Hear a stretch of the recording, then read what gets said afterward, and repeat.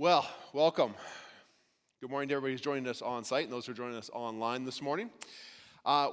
We are into week number 2 of our series on Ruth, but this is the week we're actually going to dive into the actual book of Ruth itself. Now, before we do that, though, I just want to ask you a question. Have you ever had like one of those days?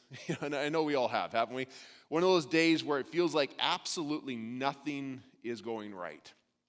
I'm sure we all have stories we could tell about that. And I actually read one this week online of a lady who was recapping the week that she had. And it was a series of events that took place in her life that were a little worse than maybe hitting like consecutive red lights in a row. For example, she talks about how on Monday she was driving to work and she had a car accident. Now, not a serious one of those random ones where it's kind of nobody's fault, a bad, unavoidable situation where a dog runs out and you hit your brakes and you miss the dog, but you hit the cat, but you miss the dog, right? Just kidding.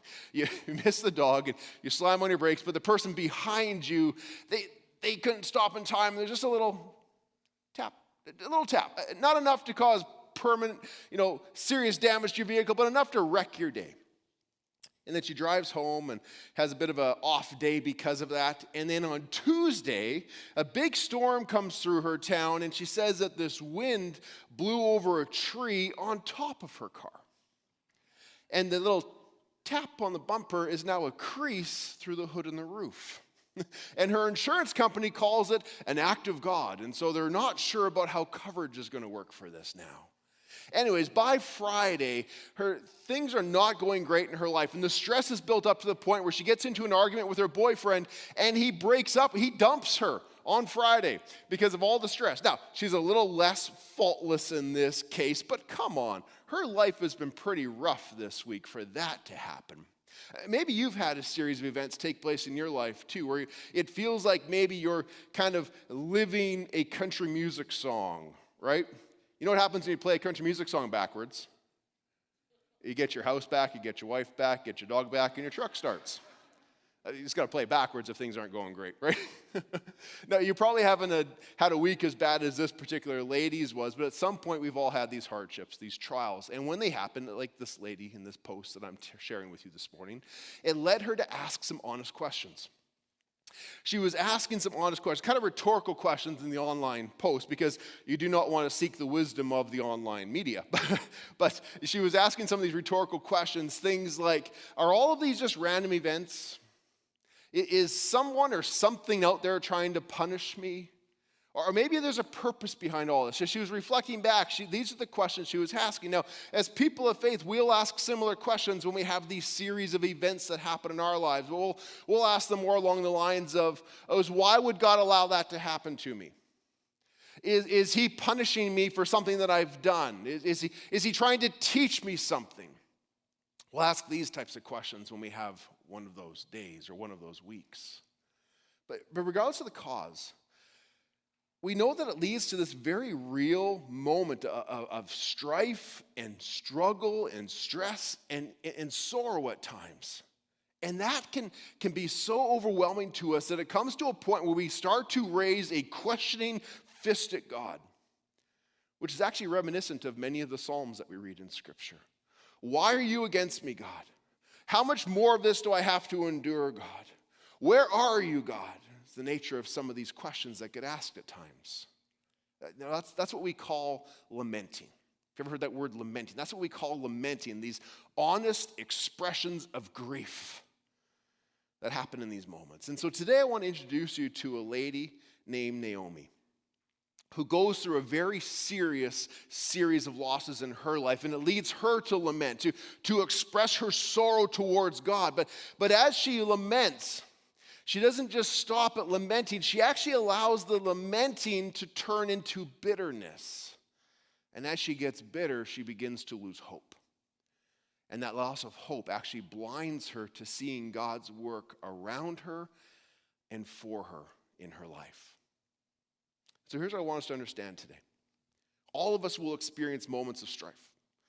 Maybe we'll have series of moments of difficulty and challenge, and they'll bring very real hurts, and they'll bring very real things that are worth very real, honest words of sharing to God. But there's a challenge in the midst of lamenting. And the challenge is to not lose sight of God, the God of hope, in the midst of the difficulty.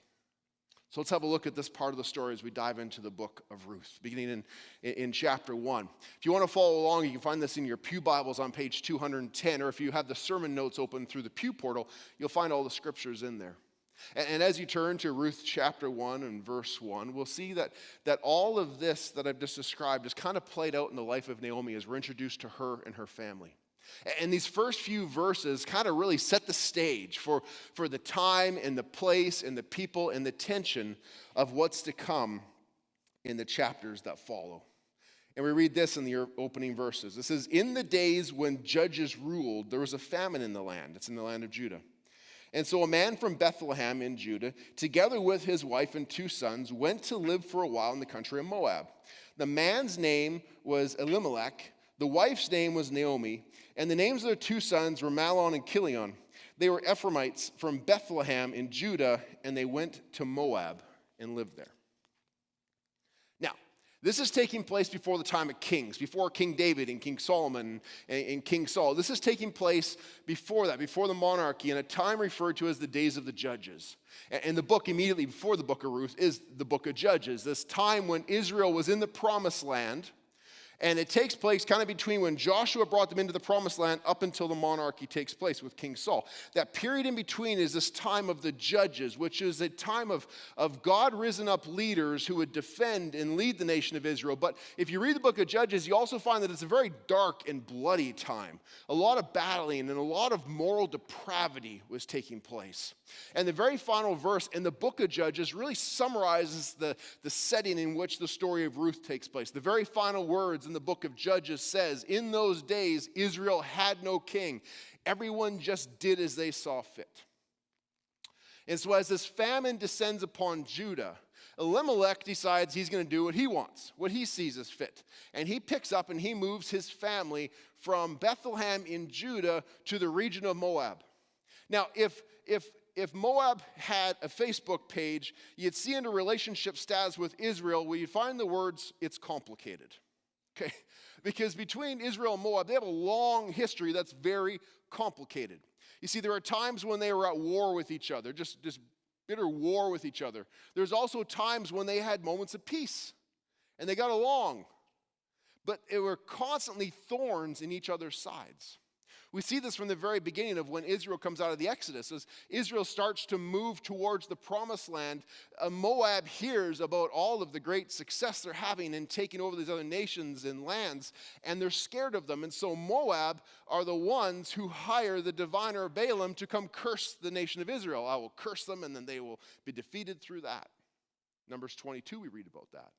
That doesn't work, and so later on, Moab decides, we know what we'll do. We will trick them, and we'll seduce their men to come into our camp, and they can join with us, and they can worship our idols. Kind of along the line of, if we can't beat them by cursing them, we may as well invite them to join us, and we'll beat them that way by becoming one with them. And that doesn't work. And then we continue to see the story emerge into the book of Judges, where Israel is actually oppressed by Moab for 18 years, until a judge Ehud rides up in chapter 3 of Judges and sets them free. And this continues. This continues throughout the history of Israel, right up into the time of the monarchy, into the time of the kings, when the kings are marrying Moabite women. God had told them all the way back at the very beginning in Deuteronomy, don't marry into that tribe, into that group of people. And yet throughout the Judges and throughout the kings and right through, this takes place. It's a complicated relationship they have with them. And so Elimelech, in his infinite wisdom, he decides, I know what I'm going to do. I'm going to pack up my family and leave Judah, the land that God has promised to us, and I'm going to move them to Moab, and we're going to live with this adulterous, idolatrous, pagan tricksters. That's where we're going to go settle. And when they get there, and in verse 3 we read this. Now, Elimelech, Naomi's husband, died, and she was left alone with her 2 sons. And they married Moabite women, one named Orpah and the other Ruth. And after they had lived there about 10 years, Mahlon and Chilion died. And now Naomi was left without her 2 sons and her husband. Now in the ancient Near East, the time this takes place, people's names are descriptive. They're descriptive of sometimes events that happened around their births, And sometimes they're descriptive names that happen later in life, almost like they had a name when they were born, but then kind of this nickname took over for what they were kind of known for. And that's relevant to part of this story here. You see, sometimes they'll have these names related to what happens at birth, others what they came for, and there's a degree of irony that happens in this particular story with that. You see, the name Elimelech means God is my king. Well, if that was true, Elimelech, why did you leave Judah, which was the land of God, and move to the land of the pagan Moabites? And then the name Mahlon means sickly or critically ill. I'm just taking a guess here, but I don't think his mom named him that when he was born. I'm not sure what would have to transpire for her to have a new baby boy and go, oh, we're going to name him sickly. It probably happened later in life. That's kind of what he became known for. He became known for being critically ill, and we know that because he dies. And then his brother Kilion, his name means frail and terminally ill. And so he kind of follows in his brother's footsteps. And disaster strikes when they get to Moab. We don't know why. There's no details given. It's a rather quick passage of Scripture.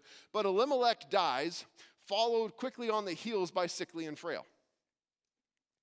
And now Naomi finds herself as a widow and a foreigner and 2 Moabite daughter-in-laws in a land far from home. A very precarious situation. She has no husband, no sons, no grandsons, no people of her own to help her in this moment of need. And if you were in Naomi's shoes at this point, it would be really hard to not feel like God was against you, wouldn't it? Wouldn't it feel like something was moving against you, like God had removed his hand from you? Now around this time, after they've been there about 10 years, around this time, Naomi hears that the famine in Bethlehem is over. And so she decides to start to think about moving back because God clearly has maybe started to come to the aid of his people.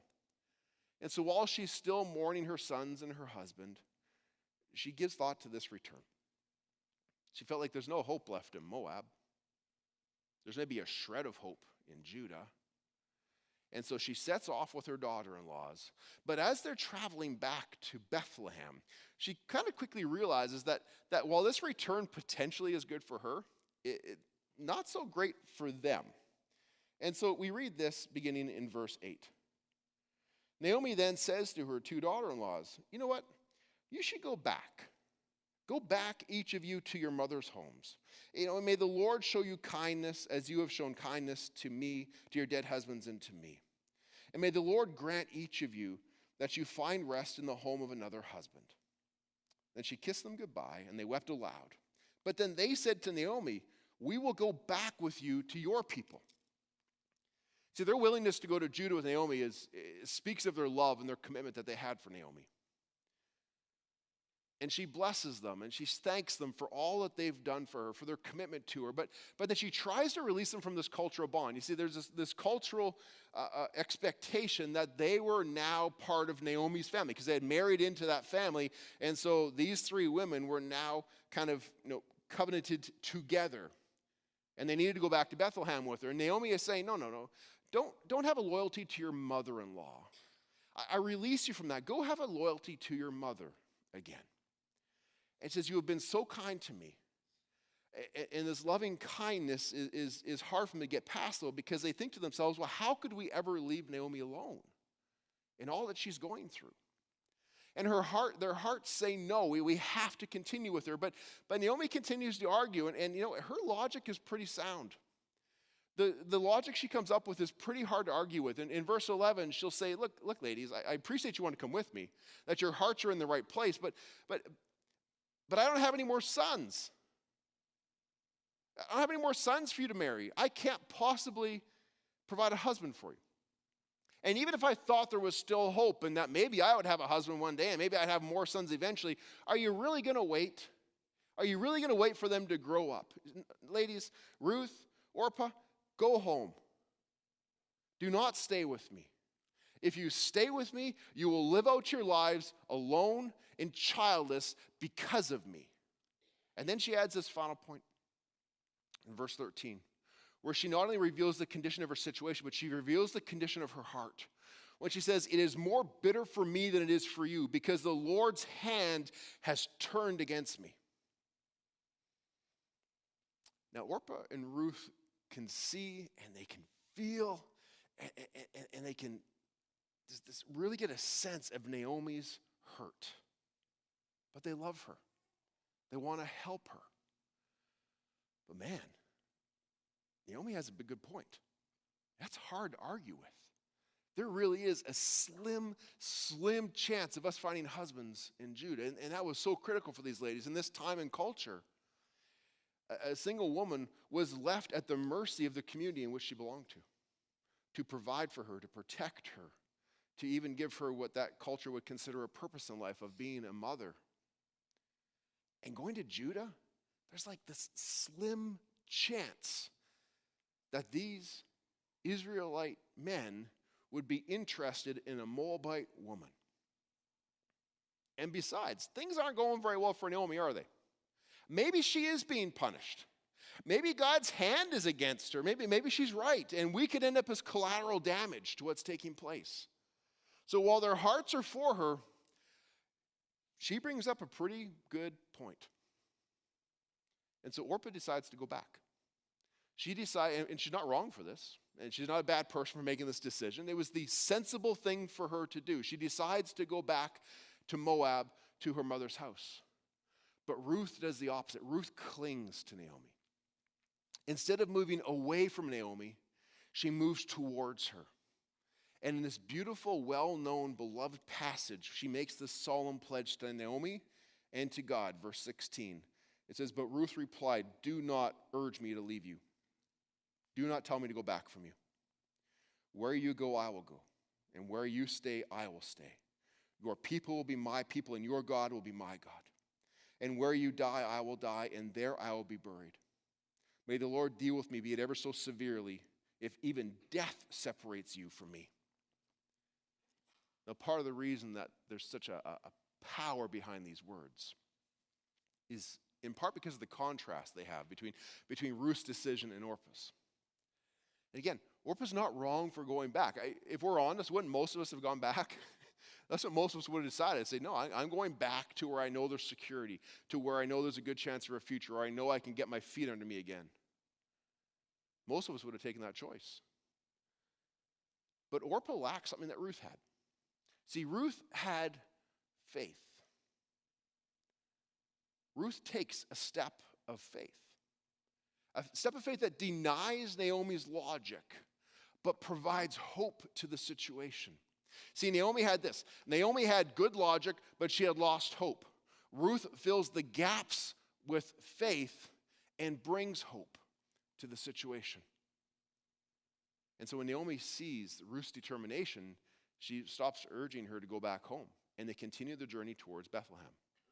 And when they arrive in the town, it's just a buzz of surprise and excitement that Naomi has returned. It's been 10 years since these people have seen her. And the townspeople recognize Naomi, but there's something different about her. And so they're asking themselves, could that really be her? Is that really Naomi? Is that her who's come back home? And she answers them, and she says, "No. I am not the Naomi you used to know. I'm not." In verse 20, "Do not call me Naomi," she told them. "Call me Mara, because the Almighty has made my life very bitter. I went away full, but the Lord has brought me back empty. Why call me Naomi? The Lord has afflicted me. The Almighty has brought misfortune upon me." She left 10 years earlier with a husband and 2 sons, and she returns with a single young Moabite lady. Therefore, she says to this town, who's known her whole life, "I used to be called pleasant." That's what Naomi means. Naomi means pleasant and delightful. She says, I used to be called pleasant. I used to be a delight to be around. But because of God's affliction upon me, that person died in Moab. I am back, and I am bitter. Naomi believes that God has caused all this hardship in her life, that for some reason he has seen fit to punish her. And so she points the finger directly at God as she raises her fist towards him. What do we call that? We call it a lament. This passionate expression of grief and sorrow that is directed towards God. And maybe you're like me, like when I read these words, I'm a little worried for Naomi. For two reasons. One, maybe she's offended God and he's like, well, I got the rest of your family, your turn. I'm a little worried. Maybe he doesn't like her raised fist towards him. But I'm also worried for Naomi because I'm worried she's lost her faith. That she has completely abandoned all hope and completely abandoned all faith in God in the process. But as I read this, what I find out? That neither of those is true. Is that number one, God is not offended by lamenting, whether it's Naomi's or ours. Throughout the entire Bible, people have lamented. Prominent people have lamented to God. We'll see laments shared from Moses and Jeremiah and King David and Habakkuk, who we read about last year. Job is one of the best known people to lament, and Naomi is sometimes referred to as the female Job. You see, lamenting is not a failure of faith, and we shouldn't understand it to be that way. Lamenting is not a failure of faith. In fact, if we properly understand lamenting, lamenting is the embodiment of faith. Let me give an example of what I mean by that. You see, I believe that the Oilers were good enough to win it all this year. And many people agree with me. Not all, but some agree with me. And so when they got knocked out of the playoffs, I felt let down. I kind of lamented them getting knocked. I didn't shake my fist at God, but I was kind of maybe at the goalie. But I lamented them getting knocked out of the playoffs. Now, if you don't care about hockey, or if you don't share that same belief that they had what it takes to go all the way, you didn't have any faith in them. You didn't have any belief in the outcomes related to them. Therefore, you have no reason to lament because you had no belief and you had no faith in them. So why would you lament over them? The same thing happens when people experience difficult situations and they get angry at God. The fact that they're angry at God, the fact that they are lamenting events back towards him, on the surface appears to be harsh, mean grief. When somebody loses a loved one, and we see that grief and that sorrow take place. When somebody is abused at the hands of another, and they're asking, why, God, would you allow this to happen?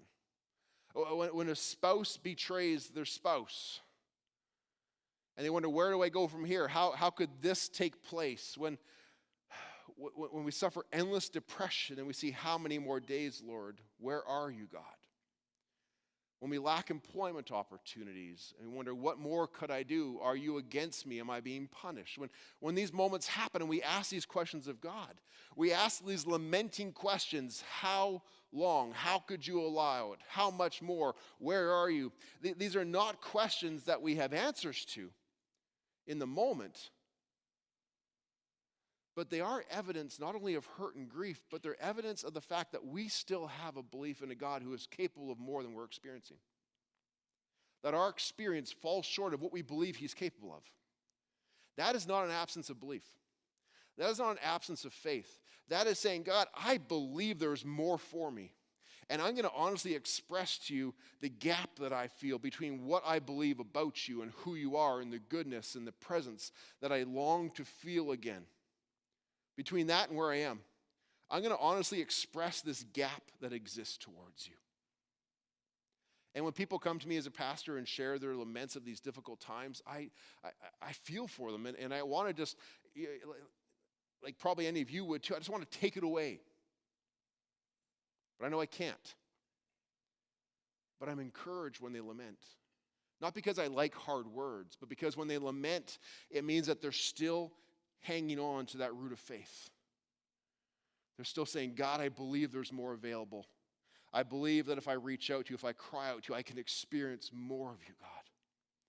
See, the evidence of hurt and grief is the embodiment. It's embodiment of a belief that God is capable of more.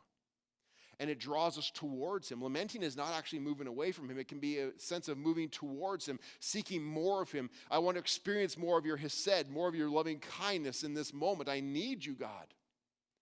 And that while I may not be able to see how you're working and how you're moving, I am clinging to that root of faith. Lamenting allows us to put language to the experiences and the feelings and the perplexities of life that don't always make sense to us. And when we share these honest words, they can seem harsh at times, like Naomi's words seem rather harsh. But underneath that is this expression of belief and trust that God, you are able. Now for Naomi, she draws this conclusion based upon her belief in God. And her belief in God was rooted in the Old Testament covenant that draws a straight line between disaster and lawbreaking of God's people. We read about this in Deuteronomy 28. This is the world in which she lived, the theology in which she lived. Deuteronomy 28, God spelt it out for them. When you come into my promised land, if you are faithful, I will bless you.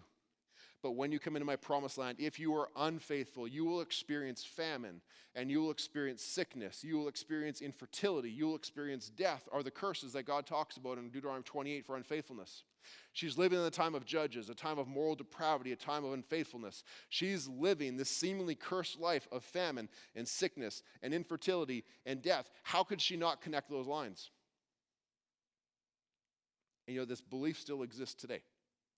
And many people that I encounter today, this still exists today, where they feel like God is punishing them for things that they've done. A few years back, I was counseling a single mom who had a quickly aging autistic son, to the point where she wasn't able to handle me work because he was too big and just too strong. And she had a really hard life. She had made some mistakes. Mistakes have been made against her. She had an extremely hard life. And the result was that she was struggling in every area of life, financially, with housing, emotionally. How do I parent in this situation? I'm lonely. I want a companion in life. And on top of that, she was a new believer. And as I led her to the Lord and had a chance to baptize her and to lead her in her new faith a little bit, she came to me one day and she lamented, "Is God punishing me? Like, why am I always alone? Why do I have to be the one who's alone trying to deal with a disabled son? How much more does God think I can handle?" She came with this lament. And I had to say, no, God is not punishing you. And I drew her attention to John chapter 9, where in Jesus' teaching, he doesn't draw so neatly a line as the Old Testament covenant did. Here's what we see in John 9. As the disciples are walking along, they see a man who was blind from birth. He was born blind, and he had been blind his entire life. And so they asked Jesus, who sinned, this man or his parents? There's that straight line. This man was born blind. Therefore, somebody sinned. I sinned, I get punished. He's blind, somebody must have sinned. Straight line they asked Jesus about. Some people will refer to this today as like retribution theology. Some will refer it today as you kind of reap what you sow, as cause and effect. You get out what you put in. Some people refer to this as karma. Jesus calls it wrong thinking, because he says that line is not so straightly drawn. Because no situation and no person is beyond God's hesed, beyond God's loving kindness. And so he says in verse 3 to his disciples, he says, "Neither this man nor his parents sinned, but this happened so that the works of God might be displayed in him." Now, it is true that our sins have consequences. That God will allow us, if we choose to walk a path contrary to God's will, he will allow us to walk that path. He will allow us to experience the negative outcomes of us choosing to walk that path. There are consequences to our sin, sin being waywardness from God's path for ourselves. It's also true that other people's sins and the nature of living in a fallen world will at times make us victim of situations of other people's sins. That's actually Naomi's situation. If you think about it, Naomi did not make any of the choices we read about in the first 5 verses that set the stage for this. Naomi is not the one who chose a famine to come to Judah. We could argue that Judah's sin led to their famine. Naomi did not decide to move to Moab. That was her husband Elimelech's decision, and it was his responsibility to make that decision, and he ends up dying. Naomi did not set up her sons with some Moabite women on some sort of Moab dating app. They chose that themselves.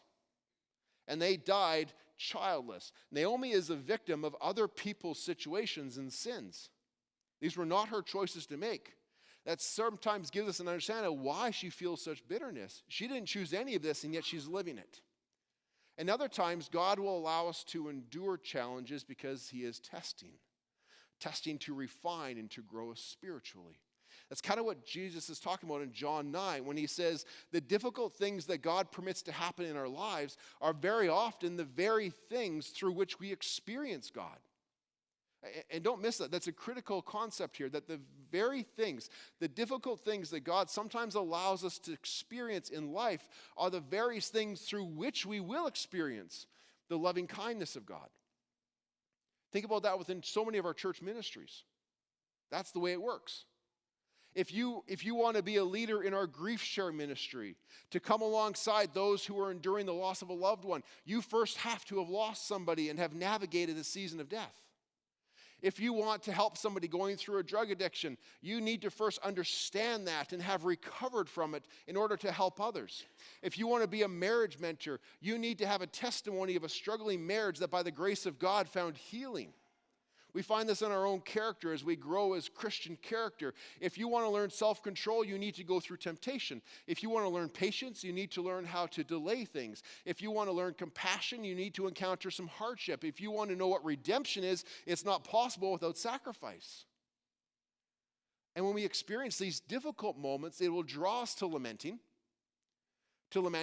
to drawing us into these honest conversations with God. But those honest conversations with God through lamenting are actually inviting his work into our lives. That means that the faith we have that we're holding on to is the avenue through which God can work in the midst of the difficult moment, as long as we do not lose hope through bitterness. See, lamenting can be the pathway to see God's work and to hold on to hope. But there is that danger. There's the danger of allowing grief to turn our heart bitter, as it did for Naomi, to the point where Naomi's heart had blinded her to the presence and to the work of God, and therefore she had lost hope. You see, when she left Bethlehem, she left with no hope of food because there was a famine, but now she returns with the famine inside of her. But hope had returned to Bethlehem. If you look at it, hope had returned. Naomi herself had returned with an agent of hope. Here's what we read in verse 22. It says, "So Naomi returned from Moab, accompanied by Ruth the Moabite, her daughter-in-law, arriving in Bethlehem just as the barley harvest was beginning." Naomi could not see it because everything she had gone through, she allowed the lamenting to lead to bitterness and the bitterness to blind her to what was already happening right around her. What was happening? God had brought her back safely to her people. She was no longer a foreigner in Moab. She had been brought back safely to her people. She had Ruth by her side. And the harvest season was beginning.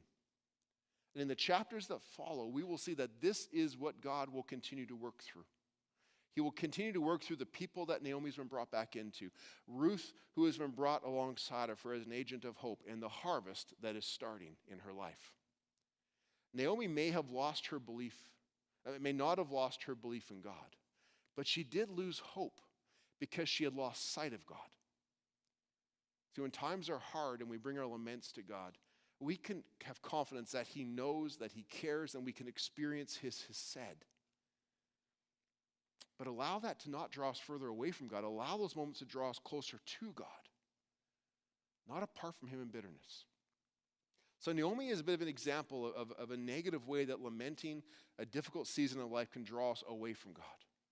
I just want to close with sharing a brief story about a friend of mine named Al, who I watched navigate very similar things in his life. It actually drove him into the presence of Jesus, the exact opposite direction. This friend Al of mine, he had a series of difficult situations in his life where an accident at work cost him his arm. He lost an arm to a hard work accident. And when he healed from that, he went back to work, but he couldn't do the same job. They tried to put him to a different job, and it wasn't working out, and so they ended up just laying him off. After they laid him off, he had some benefits for a while, but the company he worked for and the benefits available were not enough to sustain him for a period of time, and eventually he got into some financial troubles, and he lost not only his arm, not only his job, but then he lost his house. And when he lost the house, his wife decided she had it. She'd had enough, and she left him. And after she left him, he tried to keep things going, tried to keep it together, tried to help her get established where she was, even though he was trying to help himself stay where he was, and then he lost his truck. I remember the day he lost his truck, because that's the day he came into my office, and I saw, he had always been talking about the challenge, but the day he lost his truck is when he lamented. It wasn't because it was the truck. He loved his truck more than his wife. It's because the truck was the final straw. Where he finally came in and he lamented. This honest, and I'll never forget the words, just the honesty that he shared what's going on. But he never shared a harsh word. He had some honest words, some very, very honest words for God and the situation he was going through. But he never crossed that line into bitterness. Never went into bitterness. And I thought, wow, that's a strong man of God. And a week later, he came to my office again, and he said, well, I have cancer. And I was the one thinking, how much more, God? Like how much farther does this go? And I said, Al, we're going to fight it. You've made it this far through everything else. You've made it. You've fought. You've come out ahead. We're going to win this one too. And he said, no, I'm not going to get treated. I'm not going to fight it. He said, I just want to see Jesus. I thought, are you bitter? Have you reached bitterness? Have you just quit? Like you just did you throw your hands up and quit? And it wasn't that. It was this genuine expression that through every hardship I've experienced these last couple of years, every loss after loss after loss has not driven me further from my Jesus. It has driven me closer to my Jesus, to the point where I got this diagnosis and I felt joy. And it wasn't a joy of giving up. It wasn't a joy of depression. It wasn't a joy of defeat. It was a joy of, I get to see my Jesus. God was his constant through every single season. He lamented throughout them. He had honest words for God throughout them. But he never lost sight of him through all of it. And he never turned bitter. You know, when events in your life, maybe you're going through some stuff right now, or there's some stuff on the horizon. When those events come up and you start to have those thoughts, is God against me? Remember, no, he is not against you. He is for you, and he loves you, and he is at work in you, and he is at work in the events around you. Is it okay to lament? Absolutely. Share those honest, passionate words with God. Express how you feel the gap between what you believe in him and what you're experiencing. Express those to God honestly and passionately, especially if hope hangs in the balance.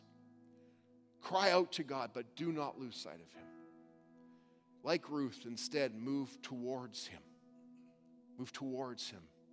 And you will find that he is the same God of Ruth, is the same God of Naomi, is the same God of Al, is the same God who's here for us, who's offering hope then and offers hope now. Because he is for us. He is not against us. And he loves us.